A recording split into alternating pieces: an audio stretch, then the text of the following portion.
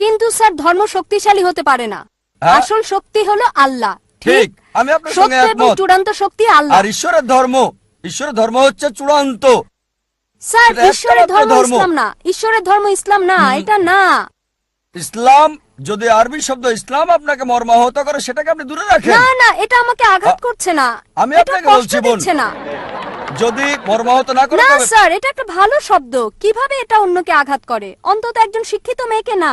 মাশাআল্লাহ, আপনি একজন শিক্ষিত মেয়ে। হ্যাঁ, ধন্যবাদ, অনেক ধন্যবাদ আপনাকে। ধন্যবাদ স্যার। আমি ডাক্তার পূজা অরোরা, সায়ন হাসপাতাল থেকে এসেছি। আমি একজন সাইকোথেরাপিস্ট। স্যার, আমি আপনার সাথে একমত। একটা ছোট প্রশ্ন শুধু, যখন নবী মুহাম্মদ সাল্লাল্লাহু আলাইহি সাল্লাম নবুয়ত পেয়েছিলেন, আর তিনি, যেমন আপনি বললেন যে তিনি ছিলেন সাধারণ লোক, নবুয়ত পাবার আগে সেই সময়ে কোরআন, যেটা ঈশ্বরের বাণী, এটা কি শুধু মুসলিমদের আলোকিত করেছিল? কারণ ঈশ্বর পক্ষপাতিত্ব নিশ্চয় করবেন না। তাহলে পৃথিবীর অবশিষ্ট মানুষ তখন কি করছিল? যখন নবী মুহাম্মদ সাল্লাল্লাহু আলাইহি সাল্লাম অল্প কিছু মানুষকে আলোকিত করেছিলেন, আর এটা এমন দীর্ঘ সময় নিয়েছে সমাজের অন্যান্য অংশগুলোকে আলোকিত করার জন্য এই ঈশ্বরের বাণী দ্বারা, আর কত বছর নেবে অমুসলিমদের জন্য? মুসলিমদের মতো হিন্দুরাও হবে। আমি সম্পূর্ণভাবে আপনার সাথে একমত। এর একটা ধারণা হতে হবে যে হিন্দুরা মূর্তিতে বিশ্বাস করে, ছবিতে, অথবা রাম ভগবান যাই হোক না কেন, এটা একটা বিশ্বাস। আর তাদেরকে এটার মাধ্যমে বোঝাতে হবে যে ঈশ্বর এক। হিন্দু ধর্ম বিশ্বাস করে এক সর্বশক্তিতে, যেটা একটা শক্তি, একটা স্বর্গীয় শক্তি। তবে দুঃখজনকভাবে এটা বিভিন্ন আকার দেওয়া হয়েছে। সুতরাং যদি এই কল্যাণের জন্য কোরআন যদি একজন হিন্দুকে সাহায্য করে এক ঈশ্বর সম্পর্কে জানতে, এটা খুবই ভালো। বোন খুব সুন্দর প্রশ্ন করলেন, গুরুত্বপূর্ণ প্রশ্ন। যদি কোরআন এমন এক বই হয়, যদি এটা ঈশ্বরের বাণী হয়, তাহলে কেন এটা শুধুমাত্র একটা ছোট্ট দলের জন্য এসেছিল, যেখানে ছিল শুধু আরবরা আর মুসলিম? সারা পৃথিবীর জন্য কেন আসেনি? কত সময় লাগবে? বোন, কোরআন কখনোই শুধু মুসলিম বা আরবদের জন্য নাজিল হয়নি। কোরআন সমগ্র মানব জাতির জন্য। এটা বলা হয়েছে সূরা ইব্রাহিম অধ্যায় 14 আয়াত 1, সূরা ইব্রাহিম অধ্যায় 14 আয়াত 52, সূরা বাকারা অধ্যায় 2 আয়াত 185 এবং সূরা জুমার অধ্যায় 39 আয়াত 41-এ কোরআন সমগ্র মানব জাতির জন্য প্রেরিত। সময় সংক্ষিপ্ত, তাই রেফারেন্সটা দিচ্ছি, উদ্ধৃতি বলছি না। তাই কোরআন শুধু মুসলিম বা আরবদের জন্য নয়, কোরআন সমগ্র মানব জাতির জন্য। আর নবী মুহাম্মদ সাল্লাল্লাহু আলাইহি সাল্লাম শুধু মুসলিম বা আরবদের জন্য নয়। কোরআন বলছে সূরা আম্বিয়া অধ্যায় 21 আয়াত 107, ওয়ামা আরসালনাকা ইল্লা রাহমাতাল লিল আলামিন, আমি তো তোমাকে প্রেরণ করেছি রহমত স্বরূপ সমগ্র মানব জাতির জন্য, সারা পৃথিবীর জন্য, সমগ্র সৃষ্টির রহমত স্বরূপ। একই কথা বলা হয়েছে সূরা সাবা অধ্যায় 34 আয়াত 28, যে নবী মুহাম্মদ সাল্লাল্লাহু আলাইহি সাল্লামকে পাঠানো হয়েছে সারা পৃথিবীর নবী হিসেবে, সুসংবাদদাতা আর পাপ থেকে সতর্ককারী হিসেবে। তবে অধিকাংশ মানুষই তা জানে না। কোরআনের এই আয়াত বলছে অধিকাংশ মানুষই তা জানে না। এই কারণেই বোন আমরা এমন সম্মেলন করে থাকি। এটা সব মুসলিমের দায়িত্ব, সর্বশক্তিমান আল্লাহর বাণী সবার কাছে তুলে ধরা। তাহলে আরেকটা প্রশ্ন স্যার করব? সময় লাগবে, তবে ভালো হয় আর দেরি না করলে। আর যারা মুসলিম হিসেবে দাবি করে, অনেকেই ভালো মুসলিম না, হয়তো শুধু নামেই আব্দুল্লাহ, জাকির, মোহাম্মদ, সুলতান। ভালো মুসলিম তারা নাও হতে পারে। একইভাবে আপনি ঠিকই বলেছেন, হিন্দু ধর্মে গ্রন্থ মানছে না। তারপরও যে ধর্মে সবচেয়ে বেশি মানা হয়, শুধু মুখে নয় কাজে কর্মে, সেটা হচ্ছে ইসলাম 1 নম্বরে। খ্রিস্টানরা সংখ্যায় অনেক বেশি, প্রায় 200 কোটি, মুসলিমরা 130 কোটি। তবে পৃথিবীতে ধর্ম মানার ক্ষেত্রে 1 নম্বর হলো ইসলাম, পার্সেন্টেজ হিসেবে সবচেয়ে বেশি। তাই এই আলোচনা প্রধানত ওই সমস্ত মুসলিমদের উদ্দেশ্যে যারা যথাযথভাবে ধর্ম পালন করছে না, যাতে ইসলামের কাছেই থাকে। আর ওই সব মুসলিমদের কাছে শান্তির বাণী পৌঁছাতে চায়, ভালোবাসার বাণী, আর পৃথিবীতে প্রমাণ করতে চায় যে ঈশ্বর কেবল একজনই। পূর্ণ শান্তি তখনই আসতে পারে যদি নিজের ইচ্ছাকে আল্লাহর কাছে সমর্পণ করেন। এটা একমাত্র রাস্তা পৃথিবী এবং আখিরাতে পূর্ণ শান্তি পাবার। আর এ কারণে এই বোন এমন সম্মেলন করছি। আমাদের একটা স্যাটেলাইট চ্যানেল আছে, পিস টিভি। প্রতিদিন 60 মিলিয়নেরও বেশি মানুষ এটা দেখছে। তাই অন্তত বিচারের দিনে আল্লাহ সুবহানাহু ওয়া তাআলার কাছে বলতে পারবো, হে আল্লাহ, আমাদের সামর্থ্যের মধ্যে সর্বোচ্চ চেষ্টা করেছি। আমরা অন্তত প্রতিদিন 60 লক্ষ মানুষের কাছে তোমার দাওয়াত দিয়েছি, আর আজকে এই দাওয়াত আপনার কাছে পৌঁছে গেল বোন।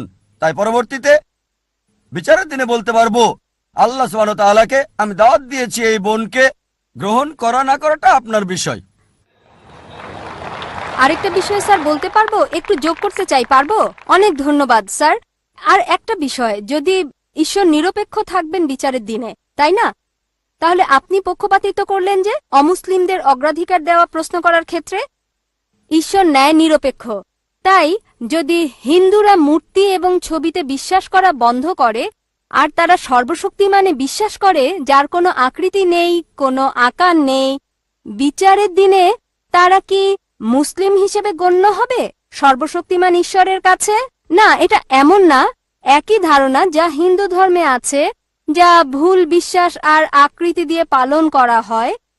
তবে একজন হিন্দু যদি হিন্দু ধর্ম পালন করে, সেটা ভুল না, পালন করবে, কারণ তার উদ্দেশ্য ঈশ্বর, তিনি মহান, তবে আকার দেওয়া খুব যাবে ভালো না। প্রশ্ন, যদি এই বার্তা হিন্দুদের কাছে পৌঁছে, তারা গ্রহণ করবে। খুবই ভালো, ভালো প্রশ্ন। ধন্যবাদ পক্ষপাতিত্ব স্যার। আর নিরপেক্ষ হওয়ার ব্যাপারে দুটো মত থাকতে পারে আপনার দিক থেকে, কারণ নিরপেক্ষ না বলে অন্তত প্রশ্ন করতে পারছেন। এই পক্ষপাতিত্ব না করলে আমি আল্লাহর কাছে বলতে পারতাম না আমি আপনাকে সরাসরি দাওয়াত দিয়েছি এককভাবে। আপনি দেখছেন, তাই না না, তিনি তা তাই আপনাকে বিশ্বাস বুঝতে করেন হবে না। বোন, কেন পক্ষপাতিত্ব করছি। এই পক্ষপাতিত্ব নিরপেক্ষতার জন্য, কারণ অন্যরা দাওয়াত পেয়েছে 100 না হলো 90 ভাগ, আপনারা সবাই কম পাবেন। তাই আমাদের এই পক্ষপাতিত্ব নিরপেক্ষ হওয়ার জন্য। ঠিক স্যার, তবে আমাদের যা এবার দরকার। আপনার প্রশ্নে আসি। জি স্যার। এটা খুবই ভালো প্রশ্ন, যে যদি হিন্দুরা বিশ্বাস করে এক ঈশ্বরে, মূর্তিতে বিশ্বাস না করে, প্রতিমূর্তিতে বিশ্বাস না করে, ভাস্কর্যে বিশ্বাস না করে, তাহলে শেষ বিচারের দিনে তারা কি মুসলিম হবে? ঠিক, আপনি ইসলামের অংশ অনুসরণ করছেন। ঠিক, যদি আপনি হিন্দু গ্রন্থ পড়েন, হিন্দু গ্রন্থ বলছে আরেকজন নবী আসবেন, আর নবী মোহাম্মদ সাল্লাল্লাহু আলাইহি সাল্লামের আগমনের অনেক ভবিষ্যৎবাণী আছে অনেক জায়গায়। তার কথা আছে ভবিষ্য পুরাণায় পর্ব 3 খণ্ড 3 অধ্যায় 3 শ্লোক 5 থেকে 8। তার কথা বলা হয়েছে ভবিষ্য পুরাণায় পর্ব 3 খণ্ড 3 অধ্যায় 3 শ্লোক 10 থেকে 27। তার কথা বলা হয়েছে অথর্ববেদে অধ্যায় 21 অনুচ্ছেদ 6, অথর্ববেদ অধ্যায় 21 অনুচ্ছেদ 7। অনেক জায়গায় তার কথা বলা হয়েছে। তার কথা নাম সহ বলা হয়েছে 100-এরও বেশি বার মুহাম্মদ হিসেবে হিন্দু গ্রন্থে। ঠিক সময় স্যার। কম, তাই সবগুলো রেফারেন্স বলছি না। কল্কি পুরাণায় কল্কি অবতারের কথা উল্লেখ আছে অধ্যায় 2 অনুচ্ছেদ 4, 5, 7, 9, 11 এবং 15-তে বলা হয়েছে আরেকজন অবতার আসবে, কল্কি অবতার, যার বাবার নাম হবে ঈশ্বরে ভৃত্য বিষ্ণু ইয়াস। আরবি করলে হয় আব্দুল্লাহ, যেটা মোহাম্মদ সাল্লাল্লাহু আলাইহি ওয়াসাল্লামের বাবার নাম। এই কল্কি অবতারের মায়ের নাম হবে সুমতি, যার অর্থ শান্তি, নীরবতা, যার আরবি হচ্ছে আমেনা, যেটা নবী মোহাম্মদ সাল্লাল্লাহু আলাইহি ওয়াসাল্লামের মায়ের নাম। তার জন্ম হবে মাধব মাসের 12 তারিখ, 12ই রবিউল আউয়াল। এই দিনে নবীজির জন্ম হয়েছিল। তার 4 জন সাথী থাকবে। আমরা জানি প্রথম 4 খলিফার কথা। তিনি জন্মগ্রহণ করবেন শান্তির জায়গায় মক্কায়। তার জন্ম হবে মক্কার প্রধান গোত্র কুরাইশ বংশ।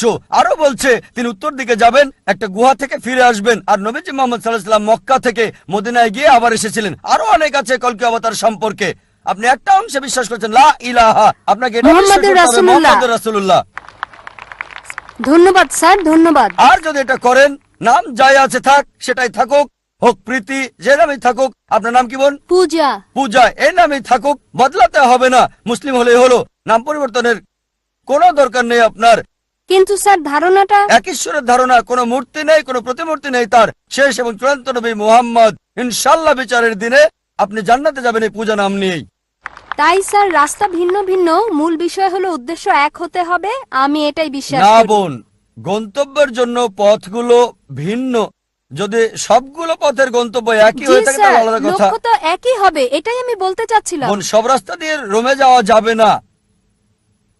ঠিক, আপনি মনে করতে পারেন, কিন্তু ভুলভাবে মনে করলে আমি সঠিক করে দেব। আমি বিশ্বাস করি হতে না। পারে না স্যার, না বোন, যদি বলেন আপনি হিন্দু, সংজ্ঞাগত ভাবে যে ভারতে বাস করে সেই আসলে হিন্দু। না স্যার, এটা এমন না। বোন, হিন্দু হচ্ছে ভৌগোলিক সংজ্ঞা। আপনি জানেন না, আমি জানি। আমি একজন হিন্দু ভৌগোলিক ভাবে। আমি হিন্দু ভৌগোলিক ভাবে। হিন্দু শব্দটা প্রথম ব্যবহার করে আরবরা। অনেকে এখানে আছে, তারা আমাকে হিন্দি বলে যখন সেখানে যায়, হিন্দি, হাই হিন্দি। তারা বলে আমি হিন্দু। হিন্দু শব্দটা প্রথম ব্যবহার করে আরবরা যখন ভারতে এসেছিল, পার্সিরা ব্যবহার করেছিল এটা ভারতের লোকদের বোঝাতে যখন ভারতে এসেছিল। তাই ভৌগোলিকভাবে আমি হিন্দু। যদি ধর্মীয়ভাবে বলেন, হিন্দু হচ্ছে মিসনোমার। স্বামী বিবেকানন্দ বলেন সঠিক কথাটি হচ্ছে বেদান্তি। আপনার বেদ মানা উচিত। তাই যদি সঠিক বিষয়টা অনুসরণ করেন, বেদের এক ঈশ্বরে বিশ্বাস করেন আর বিশ্বাস করেন নবী মোহাম্মদ সাল্লাল্লাহু আলাইহি সাল্লামকে, তাহলে আপনি একজন মুসলিম। কিন্তু স্যার ধর্ম শক্তিশালী হতে পারে না। হ্যাঁ। আসল শক্তি হলো আল্লাহ। ঠিক, আমি আপনার সঙ্গে সত্য এবং একমত। চূড়ান্ত শক্তি আল্লাহ। আর ঈশ্বরের ধর্ম হচ্ছে চূড়ান্ত। স্যার এটা ঈশ্বরের একমাত্র ধর্ম ধর্ম। ইসলাম না, ঈশ্বরের ধর্ম ইসলাম না, এটা না। ইসলাম, যদি আরবি শব্দ ইসলাম আপনাকে মর্মাহত করে, সেটাকে আপনি দূরে রাখেন। না না, এটা আমাকে আঘাত করছে না, আমি এটা আপনাকে কষ্ট বলছি বোন, দিচ্ছে না। যদি মর্মাহত না করে না তবে স্যার, এটা একটা ভালো শব্দ। কিভাবে এটা অন্যকে আঘাত করে? অন্তত একজন শিক্ষিত মেয়েকে না। মাশাআল্লাহ, আপনি একজন শিক্ষিত মেয়ে। হ্যাঁ, ধন্যবাদ, অনেক ধন্যবাদ আপনাকে। ধন্যবাদ স্যার। বোন, ইসলাম হচ্ছে নিজের ইচ্ছাকে আল্লাহর কাছে সমর্পণ করা। ইসলাম নিয়ে যদি সমস্যা হয়, দরকার নেই, তবে আপনার ইচ্ছাকে সমর্পণ করুন। আল্লাহ কোরআনে বলেছেন সূরা আল ইমরান অধ্যায় 3 আয়াত 19, إن الدين